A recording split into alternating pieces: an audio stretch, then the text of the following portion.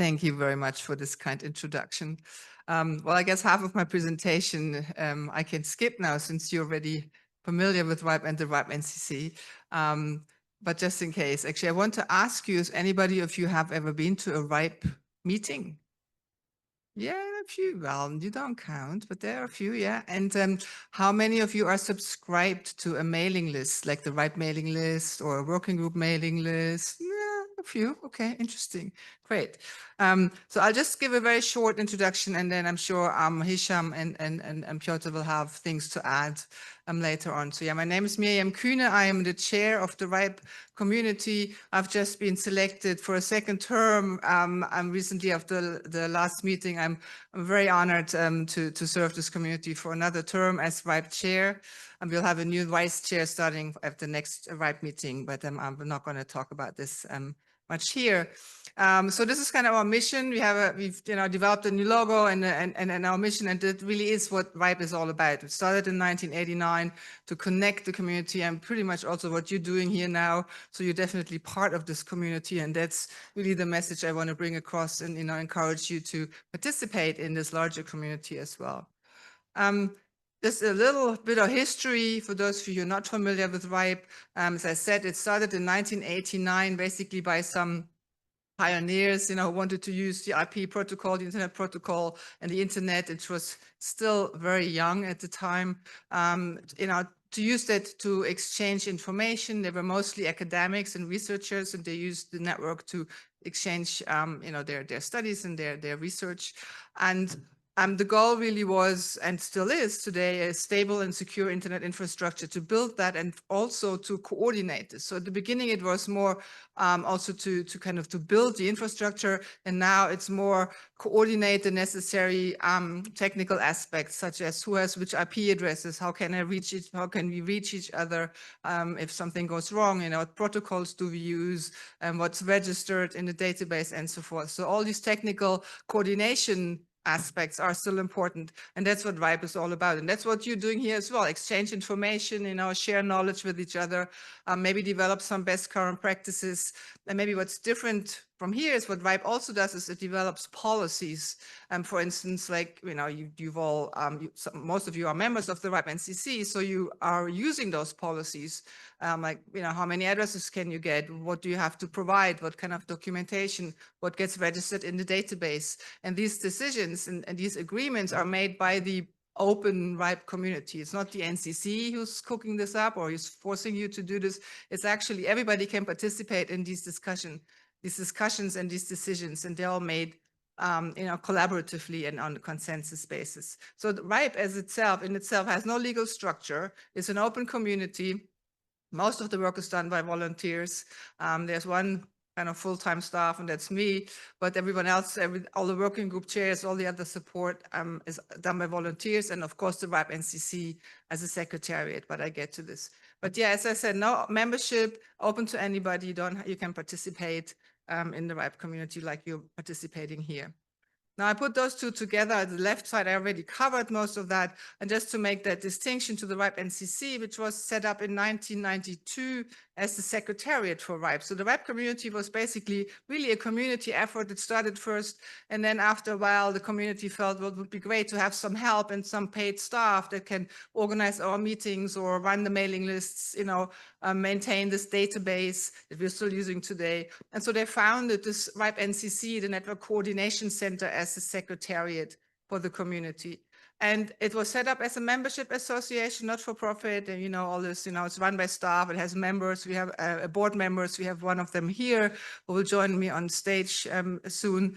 And it provides services to the members, but also to the wider community.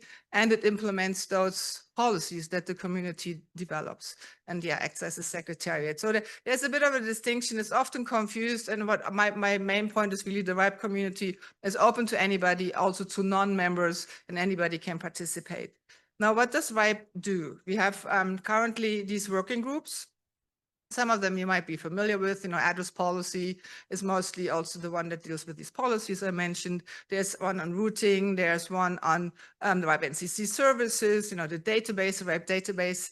But there are also some that maybe not so well known. For instance, cooperation is an interesting one that brings together the technical community with like policymakers, government representatives, law enforcement, and so that we can understand each other better and understand each other's concerns or priorities. And there are others like measurements and tools. I mean, that yesterday we saw, and also today we saw a great list of presentations that are developed by the RIPE NCC, but together with guidance from the community through the working group.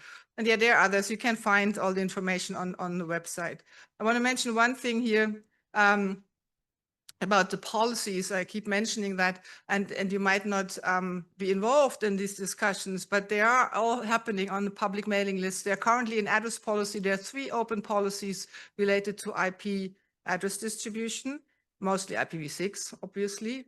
And there's one current policy also ongoing in the routing working group that's related to RPKI. So if you're interested in that, have a look at the mailing list, and I have a link here.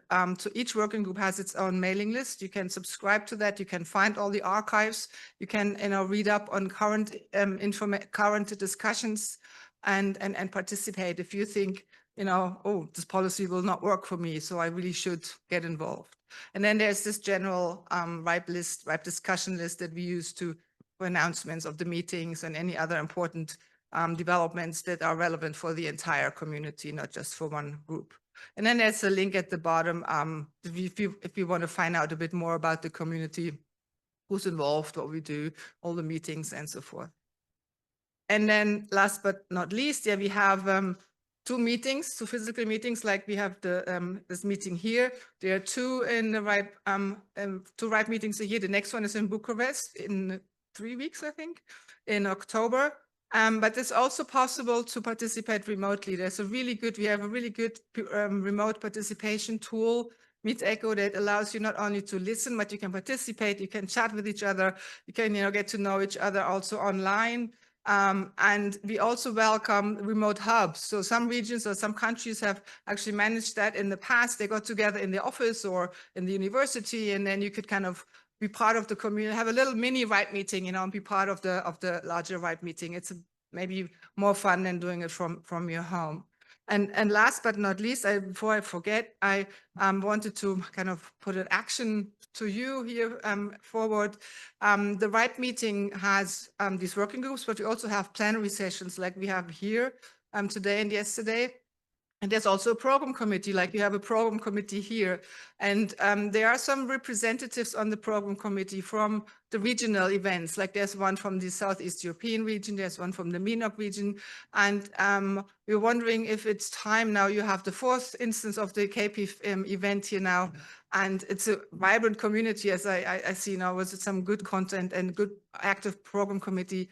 And so we were wondering if you would like to also send a representative from this region to participate in the program committee, so that we could maybe also get some more content from this region onto the RIPE meetings. So I think this would be really interesting for the larger RIPE community as well.